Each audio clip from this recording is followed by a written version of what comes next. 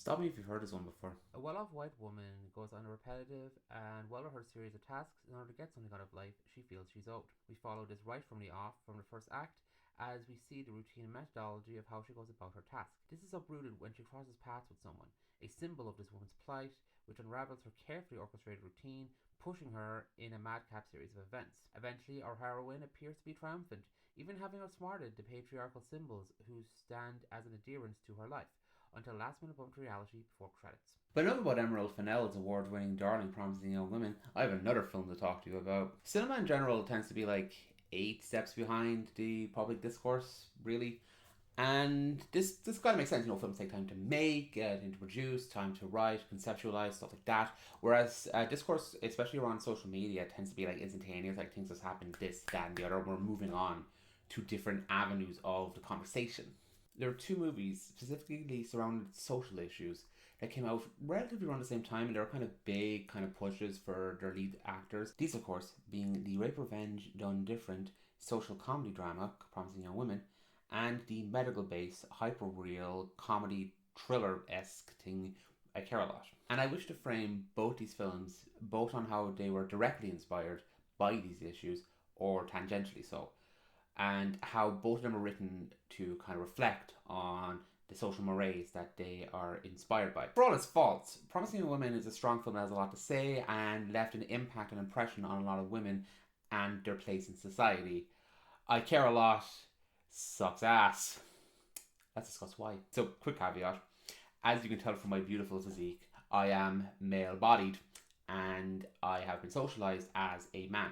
Point being, I don't really have a direct connection or understanding of these issues and how they affect women or female presenting people. So, if you take some kind of social comfort out of Promising Young Women, or even I Care a Lot, despite my critiques, I should not and do not wish to take that away from you or anyone. My goal here is to analyze these films and how the filmmakers either succeed or fail of using these to tell a satisfying story overall. Also, if you disagree with anything I say here, please let me know. Write down in the comments or something. I really want to understand where your perspective comes from and where I may have gone wrong in my own reading of it. I'm always happy to learn about any of the topics I bring up here. Well, I'll put a content warning at the start of this video. I just want to warn you once again, we are going to be talking rather explicitly about sexual abuse, violence against women, elder abuse, and general misogynistic shit. Ibrahim. Hashtag Girlboss versus hashtag MeToo. Girlboss, or hashtag Girlboss if you may, was popularized due to a biography of the same name written by fashion mogul Sofia Amoroso. It's also been made into a terrible TV series that only lasted one season. As if this one gives a fuck, she's probably a millionaire. The memoirs were a take on Amoroso's personal philosophy and acumen in terms of business after she turned her eBay page into a powerful fashion label, Nasty Gal. Here are some choice extracts from our plucky author. A girl boss is someone who's in charge of her own life. She gets what she wants because she works for it. As a girl boss, you take control and accept responsibility. You know where you're going, but can't do it without having some fun along the way. You're going to take over the world and change it in the process. You're a badass. Here's one thing the fashion industry probably won't tell you. Confidence is more attractive than anything you can put on your body. You don't get taken seriously by asking someone to take you seriously. You've got to show up and own it. If this is a man's world, who cares? I'm still really glad to be a girl in it. Don't give up, don't take anything personally, and don't take no for an answer. Fuck it up, queen. If you couldn't tell from those power ballad quotes dressed up in corporate conjecture, a girl boss is somebody who takes on the man's role in the business, but with this powerful, unapologetic zeal of a woman with a mission. Kind of imagine lean in feminism with a Randian twist, if you will. It has its fair share of detractors who, frankly, are probably way nicer to the concept than I would be. In an Atlantic article, journalist Amanda Mull talks about how this is kind of an inherent and convenient. Oh god, this is going to kill me. In an article from the Atlantic, Amanda Mull talks about the rather inherent problems with this and how you can have a very incremental and inconvenient framing of yourself within the capitalist system using this mindset. The girl boss ideal became a template for marketing and writing about powerful women in virtually every industry. For a time, female wealth was treated as feel-good news unto itself. The reality of girlbossing, however, was always a little bit messier. Amoruso's career at Nasty Gal was dogged by constant turnover, accusations of discrimination and abusive management, and the company's eventual bankruptcy. The company denied the allegations when they were made. Through a representative, Amoruso declined a request for comment for this article. Yikes, sis. Bad luck. It looks like hashtag Girlboss has to worry about hashtag girl unionizing. Over time, accusations of sinister labor practices among prominent businesswomen who fit the Girlboss template became more common. The confident, hard-working, camera-ready young woman of a publicist's dreams apparently had an evil twin, a woman, pedigreed and usually white, who was not only as accomplished as her male counterparts, but just as cruel and demanding too. Even before Amoruso's announcement, the end of the Girlboss was nigh. When a country is grappling with mass death, racist state violence, and the unemployment and potential homelessness of millions of people, it becomes inescapably clear that when women center their worldview around their own office hustle, it just recreates the power structures built by men, but with women conveniently on top. Essentially, girlbossing kind of just takes the patriarchal system and rather than dismantle it to be empowering, it just pretends that your own self-interest is empowering in its own way and uses convenient feminist sounding language in order to fit these trappings. So now you might be saying, oh, okay, but this isn't really talking about the film in question or either film, so why are you bringing all this stuff up? I'm glad you asked that convenient straw man to make my point. When researching this, I found this article by clicking on another article that was linked into the Girlboss section of Wikipedia, which talks about I care a lot. Yes, that's right. My research involved me Googling Wikipedia.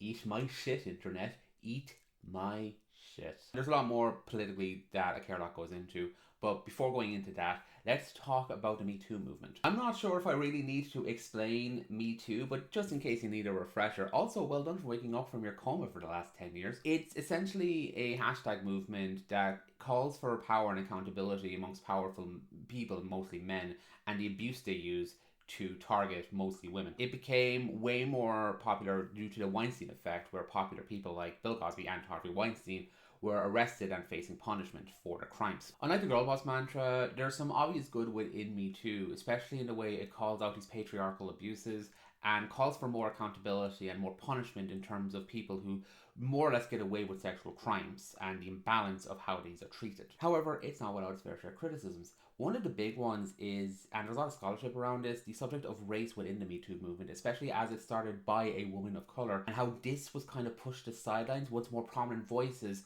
took over the mantle and took charge. Sadly, this isn't really something we can zero in on because Promising Young Women, and I care a lot while I'm here, is very predominantly white focused, with the only person of colour within the cast is Laverne Cox. And considering she doubles as both the trans rep and the person of colour rep, it's hopefully they don't do something really stupid and uncomfortable, like, oh, I don't know, have Laverne Cox be dubbed by a man in Italian. Oh no. I mean, this isn't the filmmaker's fault, but oh god. So our focus here is accountability. How useful is it? How much does it help to hold these individual men accountable for the terrible crimes they have done? Just in case I'm misconstrued here, neither I or the film are saying it's bad to hold these men accountable for their actions, but we're talking macro here. What is the best step forward that gives you the best possible results of keeping women and other people who are targeted by abusers safe? The Me Too movement has put increasing pressure on men in power, at least to acknowledge the added obstacles women face, from workplace harassment to a persistent pay gap.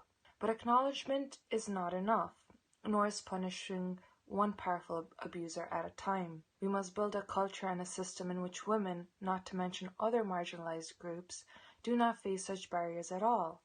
And despite all of the words of support, concrete action on this front has been severely lacking. I don't think Promising Young Women, which is about a woman in a spiral of goading predatory men into pretending she is vulnerable in order to basically just chastise them, who is surrounded by people who got away with terrible crimes because of their privilege, is unaware of these barriers, nor is it not a stated commentary on how to redress this. What's troubling about this is that people are clearly aware of these harassments. They're aware of the signs and the ways and the problems with consent, but they're not really trying to address the issue.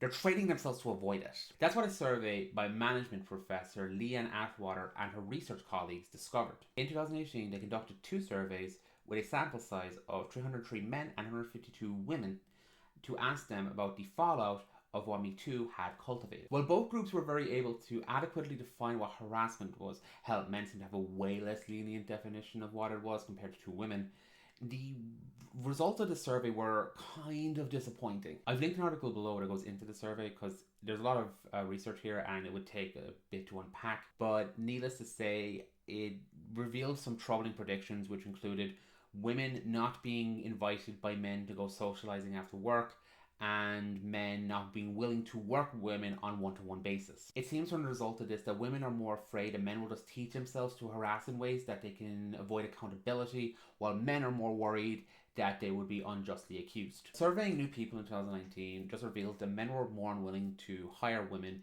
if they were considered too attractive, or men being way more unwilling to work with women on an interpersonal basis.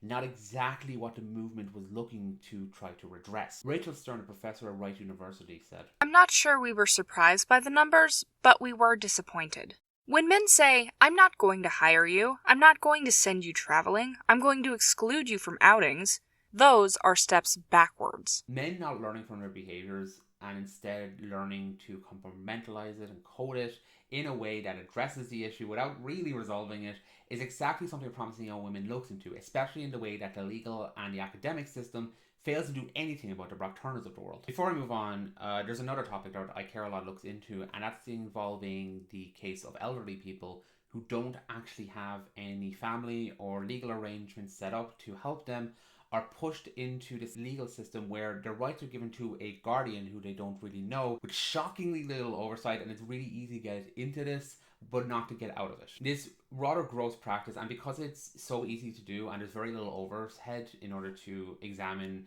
these issues and stop them, has actually turned this into a bit of a cottage industry of essentially grifting these old people out of their fortune with little that you can do to fight back against it by these guardians. It's colloquially referred to as granny farming, and it's quite gross and a huge problem. This part I was 100% fascinated by.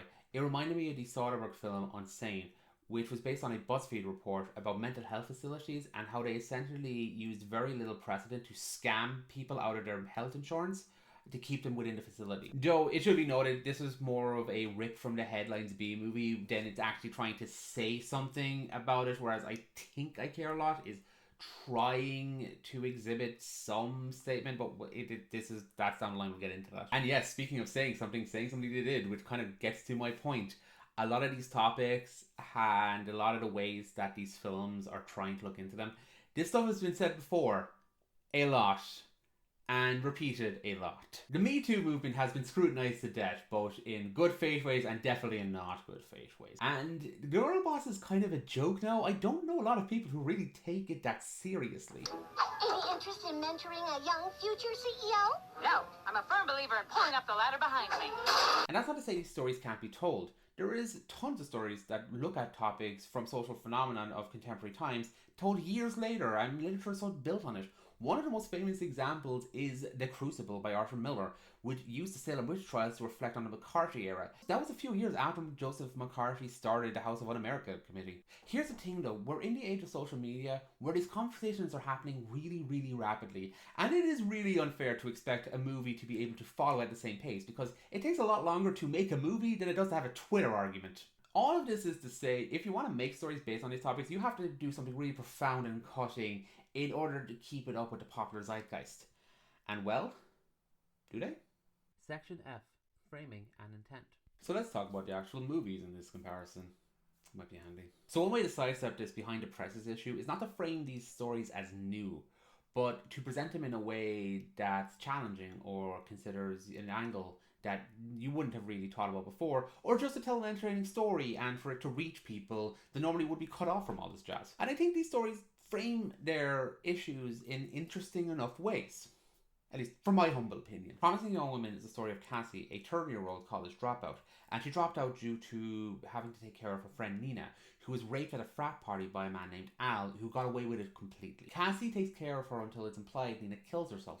After this, she stays at home with her parents and stays in a dead-end job, never pursuing medicine again. She spends her nights going out in this faux inebriated state to get men to bring her home.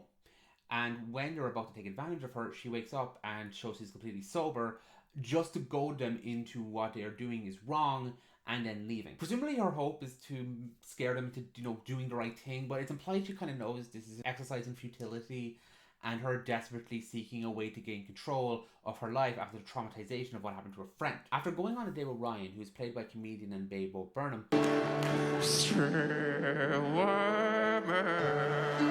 Cassie discovers that Al is going to get married. Upon this discovery, she decides to go get revenge, while also pursuing this relationship with Ryan to see where it goes further. What I like about this is that it's a very feminist angle on the rape revenge film, both in the fact that she's not actually violently murdering these rapists as is right by God, but also because she herself was not the victim of a sexual assault. Her friend was. While obvious focus should be put on the victims, we rarely look at the loved ones that are involved in this, especially for cases where it tragically ends in a loss of life. So I dug this, both in terms of the way it frames male privilege and how it basically just erodes everything around it with this horrific single event, but also for the traumatization of other people as well as the victim themselves. Now let's look at I Care A Lot. It focuses on Marla, an attorney who specializes in legal guardianship. Except her situation is a bit different. She uses an unscrupulous doctor to headhunt rich older people, then uses a clueless judge in order to set a false precedent to make herself the legal guardian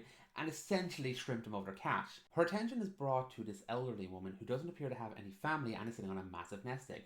She does her thing, but she's unaware that what's being hidden is the fact that this woman has a son who is a gangster. This puts Marla into their focus, and the rest of the movie is kind of a cat and mouse game as Marla fights against these people, as this gangster, who's played by Peter Dinklage, uses whatever methods necessary to try to free her mother from Marla's care. So what we have is a legal drama that turns into this kind of gangster thriller with this you go girl feminist lens on it, except there's a dark twist to the fact that Marla is a terrible person.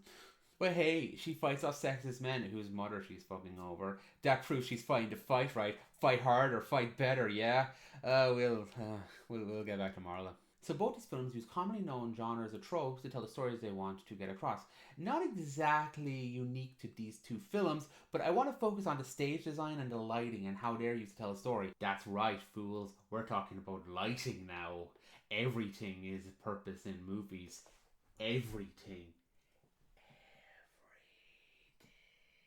Promising Young Woman has this kind of peppy, vibrant production, both in set design and costuming. From the fun ways that Cassie can dress up, to the way her home looks, or her work, or even her boyfriend's pediatrician office. Everything seems to have this kind of fun, peppy vibe to it, which is contrasted with how dark, demure, and downplayed the lighting is. This makes sense as this is a black comedy, but it's a really interesting lens into how our protagonist is feeling. She's acting like she's dealing with her friend's death in a way that is healthy and mature and moving forward, but it's very apparent just from the way things look around her that this really isn't the case.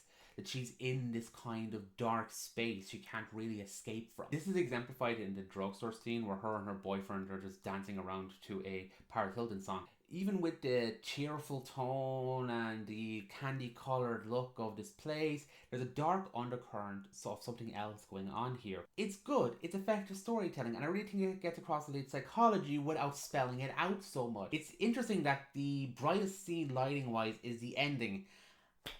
We'll get there. Now let's look at I Care A Lot, which takes the candy colour up to 11. Everything is bright and cheerfully presented, which is obviously a huge contrast to the subject matter at hand. We see Marla in her high-powered business suit, everything's very colourful, and the production and set design themselves is very ordinary, where none of our attention is focused on the stuff around her, but on her. We shaped her like it's a 90s rom-com, a fucking Meg Ryan film about sisters doing it for themselves, only to find out very quickly that it's about a con woman who is ripping off elderly people. Except it doesn't really work as effectively. I don't really think this gets across the cynical and biting tone that they're really hoping for it to do. This is especially the case in the nighttime scenes where everything's meant to be very intense, but it's so overlit, it really takes me out of these moments. moments. If this movie is trying to be a bit more biting and satirical, I may have gone into the aesthetic a little bit more. The problem is it doesn't really delve so much into Marla's cruelty, as the tension seems to be on her and whether she would survive as Roman gets more desperate and his actions kind of ramp up. This is especially the case with Marla's lover and assistant Fran, who is portrayed in a very sympathetic way and seems to be a much better person despite her kind of turning a blind eye to her lover's cruel actions. In other words, unless you're willing to go into complete farce, which I think hits against the idea that it's trying to like say something politically speaking, you either make the character so utterly reprehensible and the audience knows they're not supposed to root for her in any given situation, or you dial back and you try to look into this character and see what makes her tick. But this is a problem and a core issue with this film. They do a lot to do neither very effectively. And this is a moment a lot of people are probably waiting for. And yes, most of this next segment is going to be focused on Marla. Captain's Log 68.964. Designing a Protagonist. Your exploration of Hot Topic themes doesn't, of course, necessitate you have strong characters to explore them through. However, considering the themes at hand are usually experiences of women, it makes sense for you to do character studies in order to examine these. So, good to have good characters. Makes sense. Let's start with Cassie, a woman entirely defined by an incident that happened while she and her friend were in college. She's despondent, she's cynical, but she's also very socially cut off, which ironically actually makes her very naive and susceptible to other people disarming her and getting into her good books. This is where my boy Bo comes in, and one of the best things about this film is just how disarmingly sweet and earnest Ryan comes across. He's a great contrast to Cassie. He's so full of life and he's so entertaining and he's so sweet that it really takes Cassie off her guard and gets her to be swept up in it. And we can see that in the aforementioned drug scene where they're dancing to Paris Hilton. Oh god, he's wearing a fedora in that hat. Jesus Christ. And that's the rub, isn't it? He is a good contrast to Cassie, where she uses her cynicism and despondency to hide her vulnerability. Ryan uses his earnestness and sincerity to hide the fact that he honestly just doesn't give a shit. He witnesses the rape and he doesn't care. He moves on with his life because he has the privilege to do so. It's crushing for us to see that, and it's especially crushing for Cassie to realize that. So yesterday you let yourself fall in love a little bit and you got your heart broken. Serves you right for having feelings. The way this reinforces the themes being explored here, how Cassie lets her guard down, it's all great because deep down she never really moved on from that point in her life. She has an extreme sense of arrested development because of how jaded and furious she is. It's because of this that Cassie actually has a massive sense of empathy and is taken advantage of by the terrible people in her life. She can see outside her privileged bubble because of what happened to Nina. When she sees that old lawyer who threatened Nina legally and realizes that deep down he honestly feels extremely guilty over what happened and genuinely remorseful, she takes pity in him and lets him in on the plan that happens at the end of the film. She's ruthless to those who do not care, she's compassionate to those who do, and she never would have gained this perspective had she not seen the ugly side of rape culture that cost her friend her life. If there's anything that bothers me about Cassie, it's more the framing of her life is terrible and down the toilet because she has a job and lives with her parents at 30. It's implied she never pursued any of this because she had a breakdown after Nina died, but there's a slightly classist element here that I find a little distasteful. I mean, sure, again, her trauma is put her in the sense of arrested development, but considering everything outside of the internal factors, externally she seems to be doing okay. Maybe I'm projecting too much. I'm absolutely projecting too much. But living with your parents at 30 is not failing. It's being a millennial. Despite all this, I think Cassie is a rather compassionate and layered character and really works for the themes they're getting across. Let's move on to Marla. Marla is a fucking monster. She's cutthroat, she exploits vulnerable people for profit, and doesn't seem to care at all about any of this. She puts on this bullshit facade of, doing the tough things for the right reasons. She's acerbic and always has a comeback. But the thing is, that's all we seem to really know about her. That's really the best insight we get. Hell, even with a girlfriend, I don't really seem to know a lot about her because the film refuses to make Marla vulnerable, even when she's being pursued by mobsters. I need to make clear here, because this is the biggest problem I have with the film, and I want to go more into depth. No, she does not need to be likable to be a good protagonist. However, what does help is if she's motivated.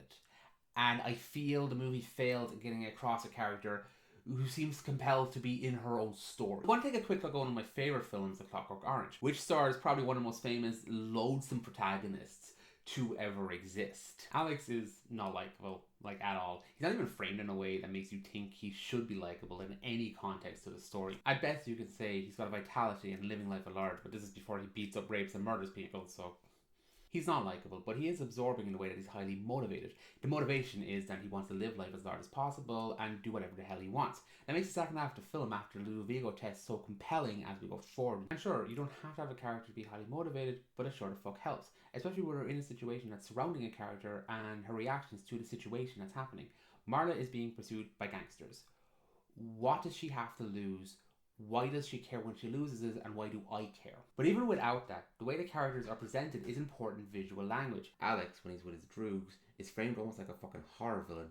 Marla, the camera seems to love her. She's got great lighting behind her, she's poised and upright, everything is centered on her, and she's always seems to be in control of every situation. Which, I mean, yeah, her movie. But if her beliefs and actions are poised by the film is wrong, why is she always presented as being morally righteous? We see this in like one of her first scenes, where she's confronted by a man whose mother she's farming and keeping out of contact with him. And she chews him out in a way where all our attention and admiration is on her and all our derision and antipathy is on him. And I mean, yeah, fuck this guy, he's a misogynist, gross piece of shit.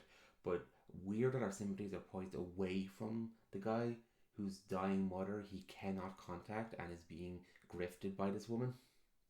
And look, I'm trying to see the irony here. I'm trying to see this kind of Legally Blonde-esque piss take of these sisters doing it for themselves kind of mentality, but where the lead is an objectionably awful person. But I don't see communication here that Marla is someone we should be disgusted by. I think in some way we're supposed to admire how badass and cunning she can be. And when it comes to the satire of this hashtag Girlboss mentality, clarity of intent is not here, at least not for me. But hey, I only compared it to Alex with Clockwork Orange, and you know, men have an unfair advantage in terms of women, of people just going along and accepting who they are no matter what. I wonder if there's a female character who's also a pretty awful person but is very compelling and we just follow along with.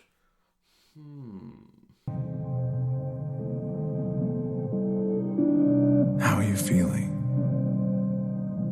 I'm just going to make clear that the acting in this is great, especially from Rosamund Pike. I mean, she can play this kind of role in her sleep at this point, but this is why we think that, right? I mean, Gone Girl was such an important movie for her, and both these characters are very deceitful and manipulative in this Machiavellian-esque way of getting what they want. Yeah, a couple of things. Amy's motivation is really easy to understand. She's deeply unhappy in a sham marriage with a man who's cheating on her. Whether you think her actions are justified or not is irrelevant. She is compelling, and she is someone you can understand where her motivations lie, and it also is the inspiration of 1,000 You Go Girl tweets. And also in terms of how these women go about what they do, we see Amy's plan step by step and understand it. Marla's not so much. I mean, she just happened to find a doctor with no morals and a judge is an idiot to get what she wants. And yes, a problem with the granny farming thing is that legal guardianship is really easy to obtain, but when we don't actually see the actual minutiae of how she got herself into this place, it's way less impressive, especially in comparison to Amy, where we know every single machination of her plan and how she gets to where she wants. It makes her motivation and manipulation extremely compelling to watch because we really understand what makes this character tick. The other thing I like about Gone Girl is that like obstacles are put in Amy's way and it makes her challenge more accepting, which makes it more satisfying when she manages to get out of it. One of the best examples is Desi. This man is obsessed with her and tries to keep her trapped in his house. We see her manipulate her way out of the situation in a way that adds tension and shows her ingenuity, like the way she uses the security cameras in his house as an advantage.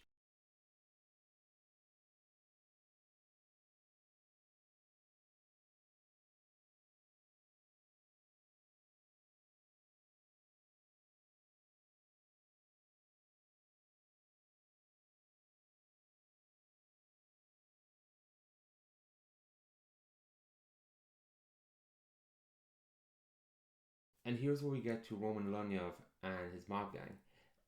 They're fucking pathetic. I never feel any sense of intimidation from these guys or that they're even a remote threat to Marla in any capacity. And their attempts to try to manipulate her legally backfire comically, or their attempts to just physically remove Lonyov's mother from the situation. At that point, all Marla did was like use a baseball bat and stop one of them before the cops came. Woo, how interesting. And I mean, Lonyov has more compelling motivation than Marla does. He's trying to free his mother. This is a cat and mouse game where the mouse is being strapped with an AK-47. It's not exactly high stakes. Even when they murder the doctor, it doesn't seem to really work in their favour, because they underestimate how little of a soul Marla has, or that this remotely scares her in any way. I need to ask, why is she keeping this woman captive? How much can she possibly be worse? I mean, yeah, sure, they clearly will do a lot to free her, but at the same time, there's tons of other people they're scamming, and likely rich older people. Why is this one person who's literally putting your life and the life of everyone around you and your operation in danger? She's going to have to find a new doctor for one. Like, I just don't get how much this could be worth. Because I don't understand how this person operates in any way possible. It's really hard to grasp their motivation, because the motivation is so weak. Oh wait, she does get kidnapped, and it's a limp, meaningless exchange of dialogue between the protagonist and the antagonist, where he just decides to not just put a bullet in her head, because this would compromise him trying to get his mother out. So they fake a car crash by pretending she was drunk, by putting a liquor bottle like just next to her on the seat, and then just throw her car into the river while she's unconscious. Unfortunately for them, they didn't realize that Marla has fucking super strength and can kick the window in and escape. So, a couple things. One, considering Marla seems completely sober by the time she wakes up, this implies that they didn't actually just try to dose her with the alcohol, which means an autopsy could check her blood alcohol level, so the whole thing of planting the liquor bottle is completely meaningless. Two, even if you want to make the argument that Marla's connection to Lenive's mother means that just killing her would compromise the security of getting Lenive's mother out of that place, you'd think that killing her doctor and the person who signed off on this would also just raise suspicions. Like, you're kind of pretty sus anyway, especially because you pursued this woman legally before you killed the doctor. You're already kind of fucked in this situation. People would suspect something if she turned up dead. 3, nobody waited at the lake to check if she submerged from it, even if they didn't know she had a fucking mutant power to kick the window screen in. So anything else could have gone wrong. None of them checked to see if the body was still there and she was actually dead. Like, these people are professionals. And then we have the clever, miraculous comeuppance of the villain, where he's knocked unconscious in a car park, and Marla just puts him under her legal care after they steal his identity, which is kind of clever, I guess. It's similar to the Gone Girl thing. This would be more satisfying if we kind of knew how Marla manipulated the law in a better context, or understood her in any capacity. But yeah, credit where it's due, I guess. Where was I? Oh yeah, Marla sucks. She seems to care about Fran. That's the only positive thing we have about her, or only positive understanding of her. And even then, it's not enough to help protect her in the situation where she consistently puts her life in danger just to be a greedy asshole. So she's cold, she's manipulative, she knows how to get under people's skin, and she's horrifically two-dimensional, and it's so not interesting to watch this woman as she goes through these machinations and all this criminal bullshit. Well, now that I know these women, how do their stories end? Well, I have run out of jokes. Concluding your thesis. Movies gotta end. Most movies do, as far as I'm aware. And in order to really stick your themes to your audience, especially if you're going for this kind of hashtag activism style teaming, as we've been arguing throughout this video, you gotta have to really make it stick your landing. And once the audiences get off their asses, they really start thinking about it as they go along. So it's good to note that I think in this case, both films fuck up. Let's start with Promising Young Woman, as its ending is actually hotly debated. After Cassie infiltrates Al's bachelor party and drugs the rest of his guests, she ties him to a bed and tries to carve Nina's name into his chest. However, during the confrontation, he struggles and gets free a bit and manages to strangle her to death. After they burn her body, they go to the wedding as planned. However, Ryan gets a series of texts from Cassie that are posthumously sent, and he slowly begins to realize she had planned the entire thing in order to catch him in the act if she does get killed. The movie never really makes clear if Cassie had just planned to die the entire time, or if this was a contingency plan in case she'd end up getting killed by confronting this man. As I said, this was divisive for a lot of hopefully obvious reasons. Emerald Fennell actually talked about this in an interview. I don't think she has a death wish by any means. Absolutely, she has made contingency plans. She's doing something much more dangerous than she's ever done before. For me, I think that there's a reason that there are no weapons in this movie until the end. There are reasons that the weapon is introduced in a room with a man and a woman in it, that the woman doesn't win. And I don't think it's fair. It may be very cathartic and very, very, very pleasurable to say things are simple, but they're not. We know they're not. And then it's so unjust because this stuff is so unjust. And the alternative for Cassie surviving was actually discussed. It came up. I just didn't understand how that would happen without it being, as I said before, incredibly depressing and unfulfilling in a different way. Because for her too, as much as us, what happens after the catharsis? What happens after you've done that stuff? Your life's still ruined. It makes sense in the context of the movie. In fact, it is the thing that is the movie in many ways. It makes you feel a certain way, and it makes you want to talk about it. It makes you want to examine the film and the society that we live in, with a cathartic Hollywood ending that's not so much of a conversation, really. It's a kind of empty catharsis. I just want to make something that feels very real to me and resonates for me. It felt to me like there was no other ending. Lots of people didn't like it and wanted to change it, but that was fine. What's been really heartening, actually, is how much people going to the movies have really, really enjoyed it and thought about it. It is a bit divisive, but I think it's a lot less divisive in many ways because a lot of us understand the grim sort of truth that underlies it. I hope. But yeah, of course there's a version of it that's a bit tidier.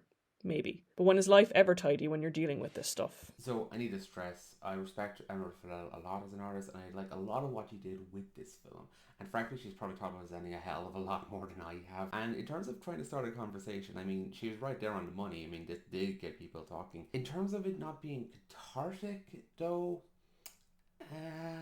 now, there's a lot you can talk about in this ending that I don't really want to go into because it'll probably derail this. I recommend a video by Jessie Gender. I will hopefully link it in the annotation somewhere if I know what to do. I really suck, or it's in the description. But in terms of what this movie's trying to come across in the context of MeToo, what is promising young women saying? From my own sense, the consistent and pervasive power of patriarchy and how it facilitates rape culture is exhausting, depressing, and fighting against it can be thankless and in a lot of ways self-destructive. It's incredibly easy for women to feel powerless and alone, especially if they've been a victim of trauma as a result of an assault. And I don't think this movie's trying to dissuade people from fighting against this shit or calling it out or in anything like that. Just that it's difficult and it can feel like such a massive uphill battle that never seems to go anywhere. And I can understand that feeling, not personally obviously, but I get where this movie's coming from, its frustration and its bitterness.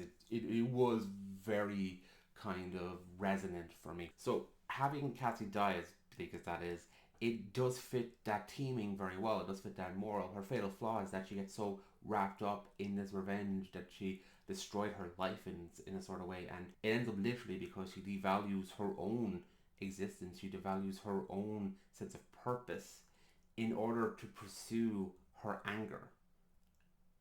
And yeah, that's really fucked up.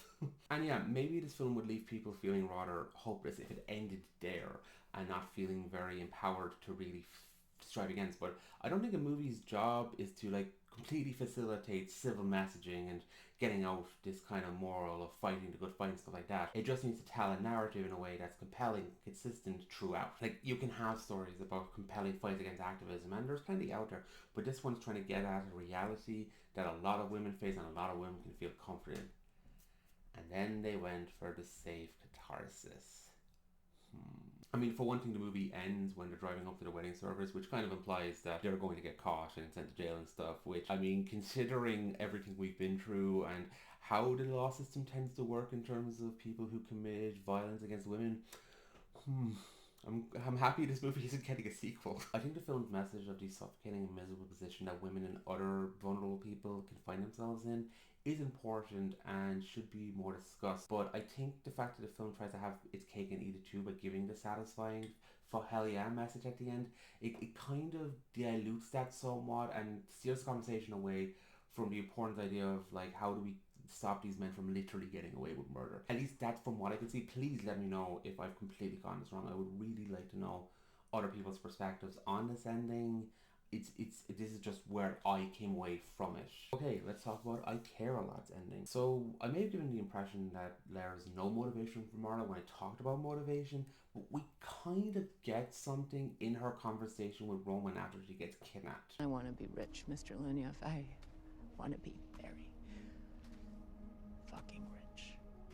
And my bet is that $10 million, that's not such a big deal for you. But for me, that's a start. That's enough to be able to use money as a weapon. Her motive is greed. That's it. This is why she puts her loved ones in danger, because she just wants money. and it goes into a Kerloff's main theme, which is the corrosive effect of capitalism that forces us to be terrible people in order to succeed. Our loved ones will be fucked over by evil assholes who will then smile at the camera and give off bullshit feminist platitudes in order to justify the terrible shit they do in order to make it on top while the rest of us feed at the bottom. So it doesn't matter that Marla isn't remotely interesting. They're making a point about how soulless people will take advantage of a system that exploits us in order to make themselves extravagantly wealthy off our suffering.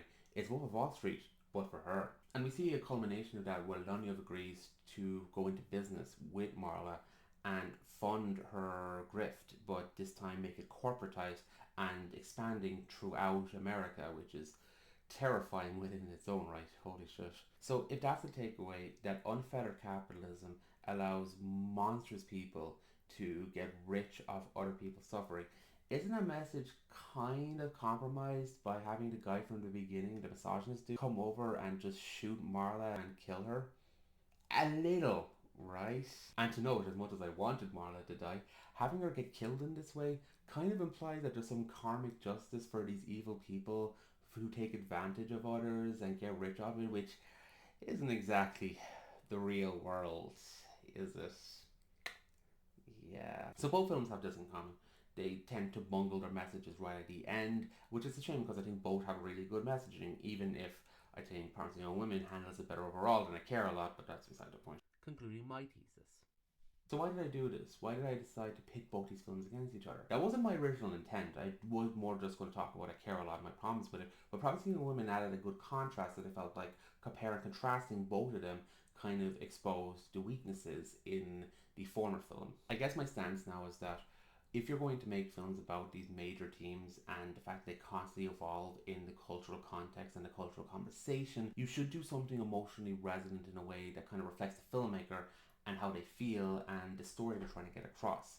At least that's from my own perspective. I guess since we're talking about these kind of hashtag stories and the way that these conversations evolve and grow and develop way faster than film productions really can, the way to sidestep this is to make something that's more reflective of the filmmaker's honest intent and desire to get across a message to people and an audience. And I'm far from saying Promising Young Women speaks for everyone. I know a lot of women who hate this movie, but at the same time it feels more like an honest kind of taunt of what the filmmaker's feeling in this situation, and I think that's why so many people grappled towards it and felt really seen by the narrative. The circle of pain that the movie looks into is rather relevant because Bill Cosby was released from prison while I was writing the script, and yeah, it's not good. So I can understand people who take comfort in what this film looks into, especially a mainstream Hollywood film with a load of awards praise looking at these themes.